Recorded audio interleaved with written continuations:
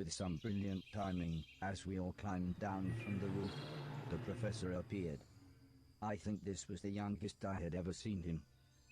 Mr. Preston looked most shocked. When we last saw you, you were, but the professor cut him off, explaining, "Stop, I can't risk my mission by knowing too much about my personal future." Mr. Deck was so pleased to see him, saying, "Thank God you're back, it's terrible here with these savages." When we explained what we were trying to do, the professor seemed pleased and offered to help. Somehow his box opened some kind of portal and he urged me to step through. Please be another way to shortcut stuff. That would be great. His bedroom. He explained that now I would be able to travel instantly between the hallway and his room, which, when he showed me on my map, turned out to be really useful. So, after he had undone the complicated-looking lock on the door, we made our way back to the hallway. But before we could even thank him, he was gone again.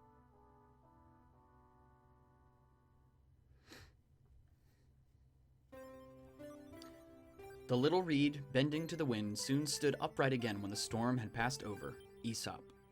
Air boss defeated. Excellent. I don't know what's next.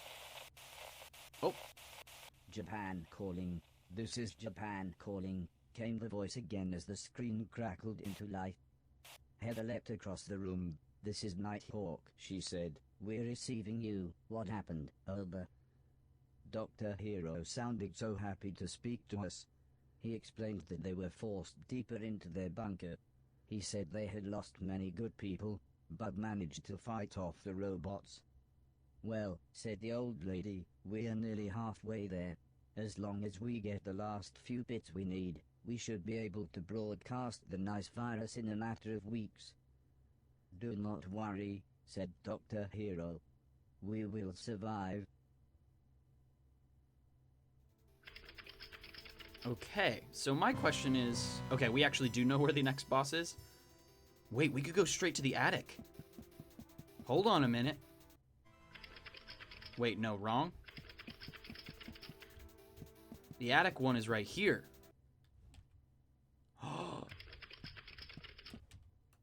Right, hold on. This could be really good. Unless the door I need is the locked one.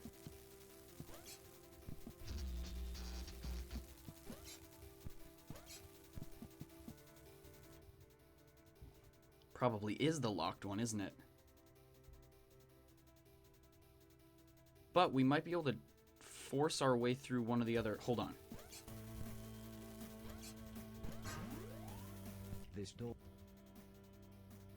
looked big and important. I would need another security pass to open it.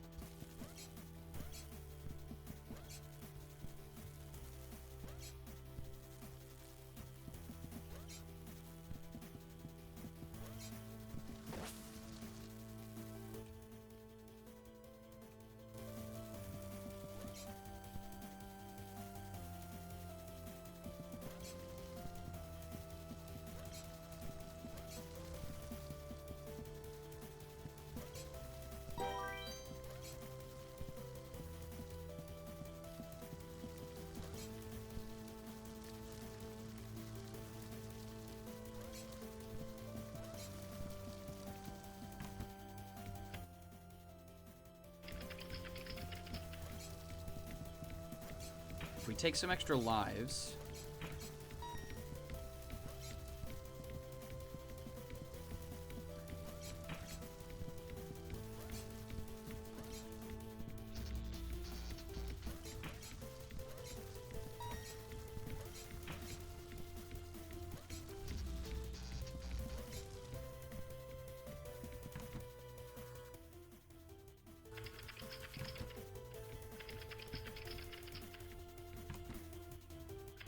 this room.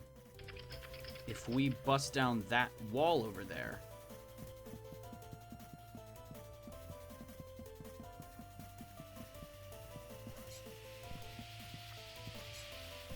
that could get us real close. Okay, we're in the right direction.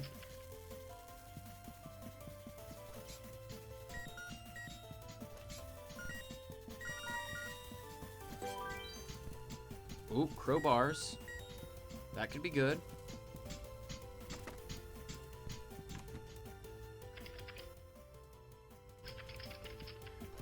The robot's room. Oh!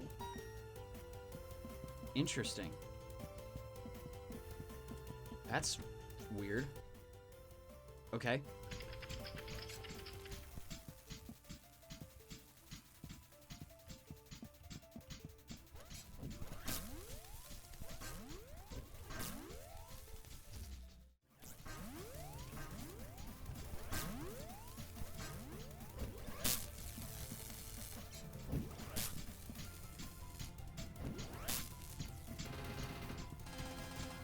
Okay, the other crowbar area. That looks promising.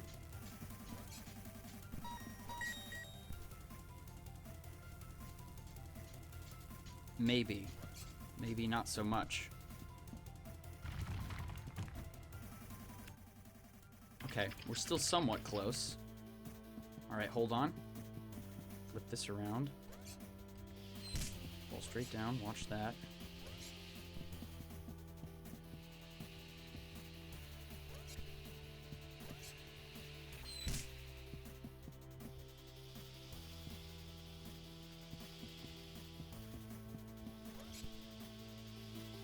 Okay, I think I see what I need to do. Walk up here, jump down.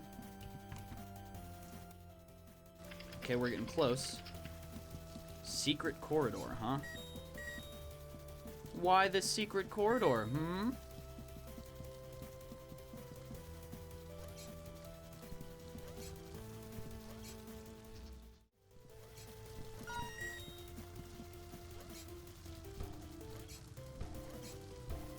Maybe that's just to teach you how that works. So that way you know to do it to this one.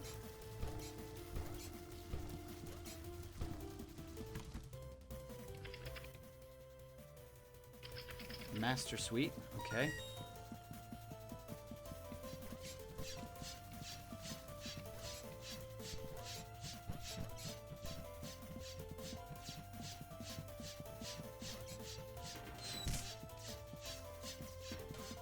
Okay, our old friend the cube.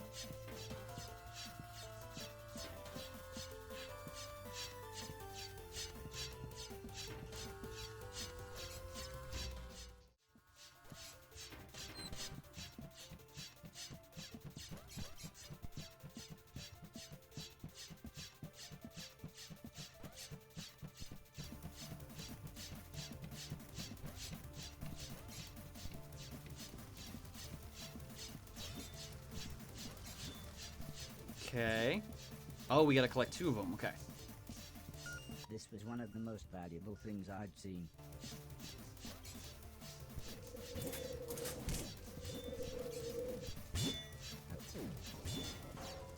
Ooh, extra life. I will gladly take that.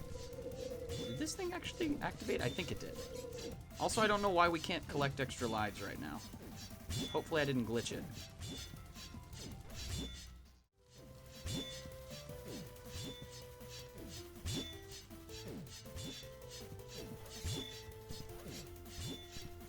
Okay, got it.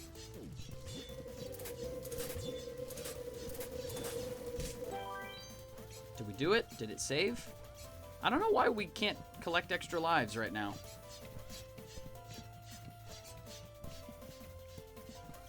Anyways, all that matters is that we can technically get to the boss right now, I think. There we go. I didn't know how much this was worth, but it looked expensive.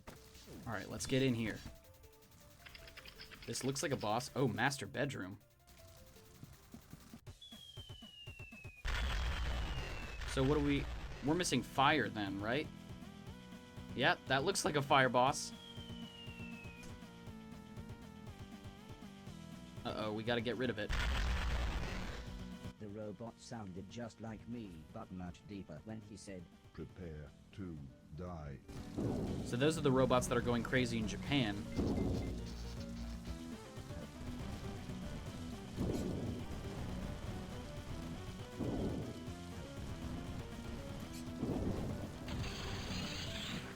Those are the evil robots.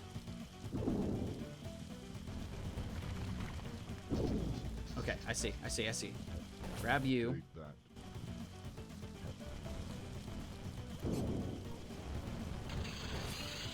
Okay. This is gonna be tough since the game won't give me extra lives right now.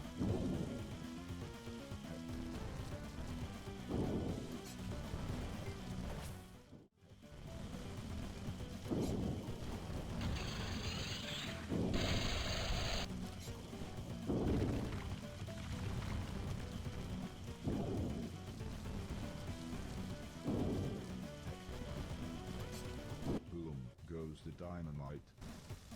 Okay, we got a second phase.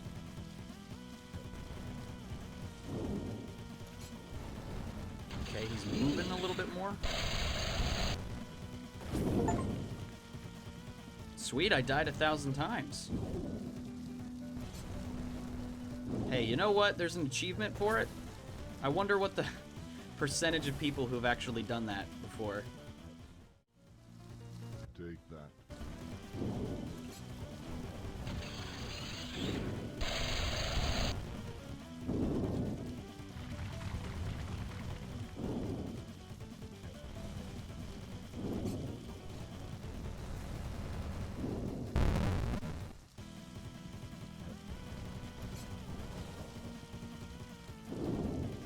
Okay, third phase. Boom goes the dynamite. So far, this one's far preferable to the other ones.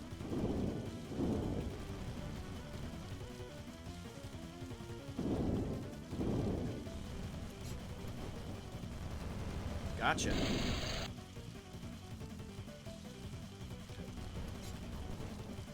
Okay, so that just means I have less of the battlefield, I guess. That's okay. I can work with that. Burning hell.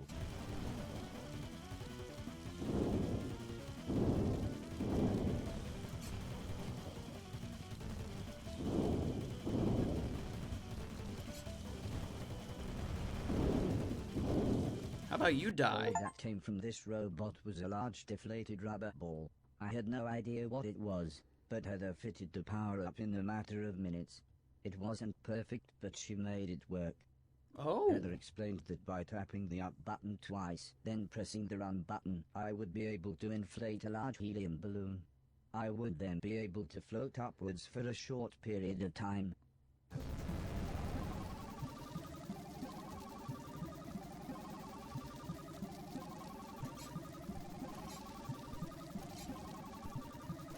Okay, maybe later that happens, but right now we gotta get out of here.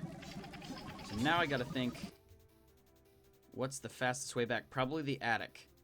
So let's go back down, if we can.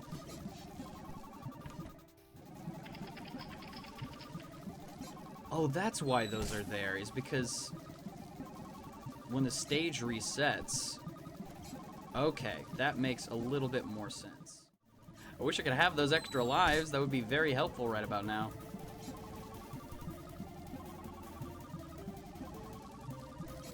Okay, like this. Alright, how to get to the attic from here? We just keep going back the way we came, I think.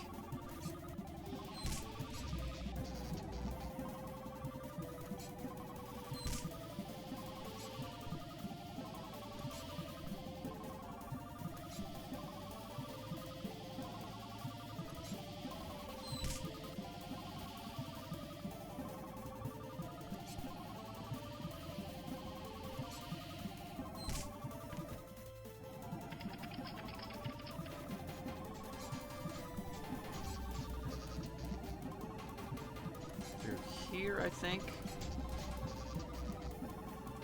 Might have to duck for that one.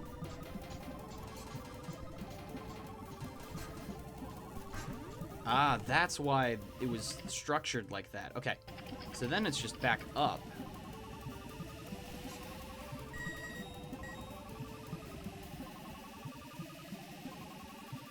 Should be just across the way, I think. Yeah, we got time. We should be okay.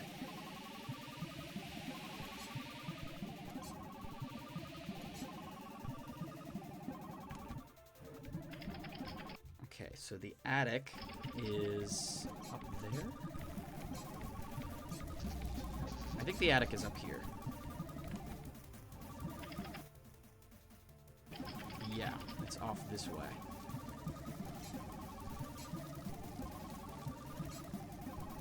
That's right, it's back. Yeah, the cinema. That's what I'm thinking of, not the attic. The theater. And then run across like this.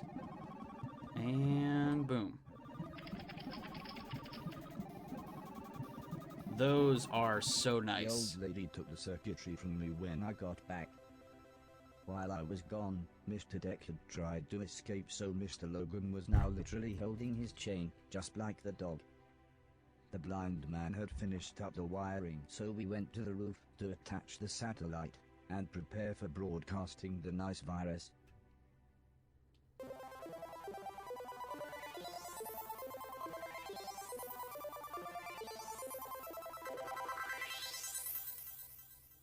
Very nice. When Pun we intended. got down from the roof, everyone was really happy with how the satellite dishes were going, except Mr. Deck. When Mr. Preston laughed and told him to cheer up, he went into a rage, shouting, "I hope this all goes horribly wrong. I will double-cross you all at the earliest opportunity." "All right, Deck," said Mr. Silton, "back to the dog bed with you."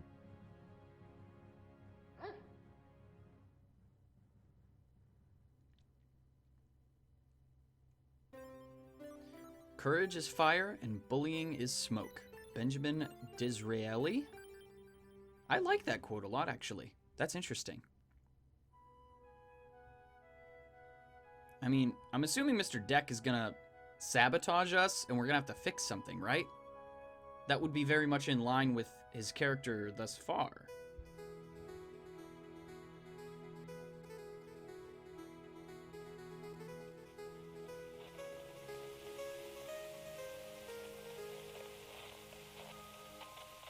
Japan must have different clocks to us, as it was barely daybreak when Dr. Hiro's next communication came through. It was amazing. He really had managed to find a few other groups of survivors. "So, these are our saviors," said the French scientist. "A band of thieves, some old ladies and a little girl." "Well, they've done better than we have," laughed the big German man. "There are no bad robots where they are." The Frenchman smirked. Except for the three stood behind them. "Those are our friends," said Heather, quick as ever to defend us. "Guys, say hello." "So there is hope," said the American scientist. "The nice virus really does work. I've had Junior working on a similar virus, but the consciousness software is too well coded." "It's okay," said the old lady. "The virus really does work." Ooh, got a new cutscene.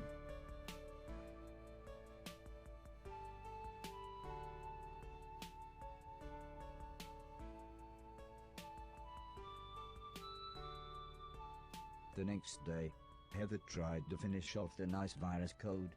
There were a few problems, but with a bit of help from the old lady, everything eventually worked.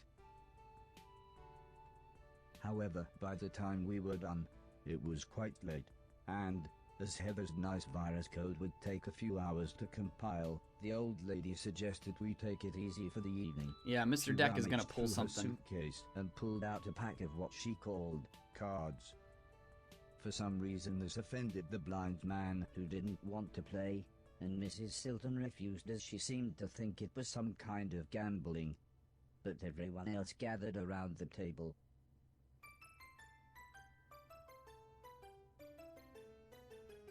We're getting to the sting. The old lady had explained that the rules involved lying, or bluffing, as she put it, so everyone would be trying to work out what each other's cards were. Please don't tell me I they're think the actually going to have pressure me of play playing poker, got to because Alice that's as going to she go folded so poorly. almost I have stepped no away. idea what I'm doing. At one point, Mr. Preston thought he had won, but he really hadn't. As usual, Sim's sneeze gave him away, which made us all laugh. At one point there was a very tense standoff. Mr. Silton had some very good cards, but not as good as Mr. Deck. Soon, it came down to Mr. Logan, Heather, and myself. Then, just me and Heather.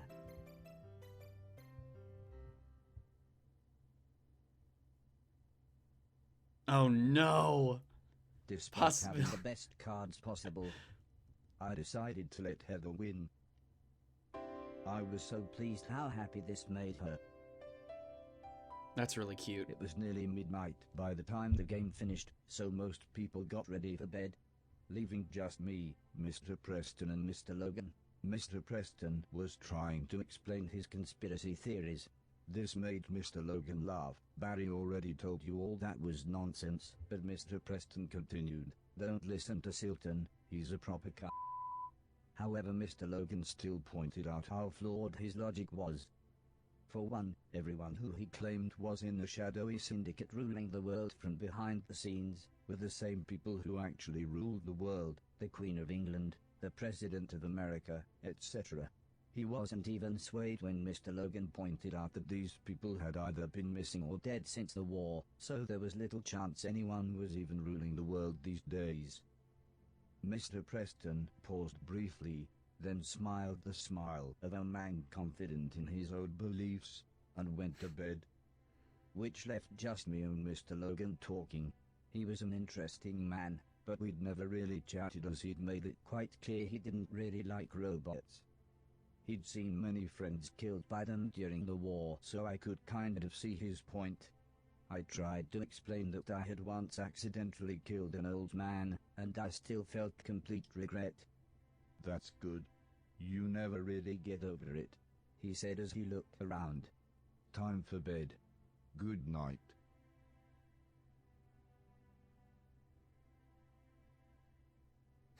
Interesting. There's some really good character stuff that they've fit in here after that boss fight. Okay, here we go. More of this. Still don't know why. This has to serve some sort of a purpose. I just don't know what it is. Uh-oh. Whoops.